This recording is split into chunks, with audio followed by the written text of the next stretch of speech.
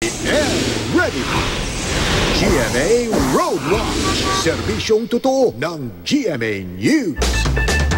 GMA Road Watch naman tayo mga kapuso. Narito po ang lagay ng trapiko sa ilang kalsada sa Metro Manila. Lunes ng umaga gamit po ang MMDA traffic cameras.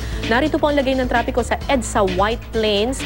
Mga kapuso, malakas po ang ulan ngayon, madulas po ang mga kalsada. Ang northbound lane po ng EDSA White Plains, yung nakikita nyo po sa kanang bahagi, yung kanang lane po sa inyong TV screens. Magaan po ang daloy ng mga sasakyan ngayon. Pero ingat po mga kapuso, kasi basa nga po ang kalsada. Samantala, mabagal naman po ang usad ng mga sasakyan sa southbound lane ng EDSA White Plains. Papunta po yan ng Makati.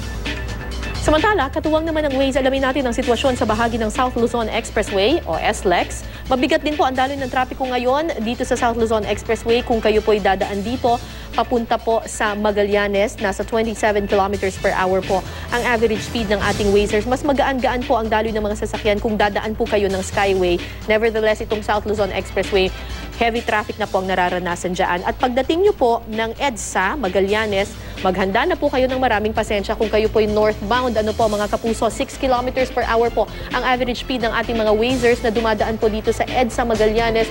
All the way na po yan hanggang Guadalupe. Pati po ang Ayala Avenue, mabigat na rin po ang daloy ng mga sasakyan. At ganun din po ang dito sa May Buendia, pati po ang southbound lane, mabigat na rin po ang daloy ng trapiko. Tinatayang nasa 10 kilometers per hour lamang po ang average speed ng ating mga Wazers, both northbound and southbound lane po ng EDSA. Yan ang latest mula sa GMA Road Watch. Magplano para sigurado, I am ready. Serbisyong totoo ng GMA News.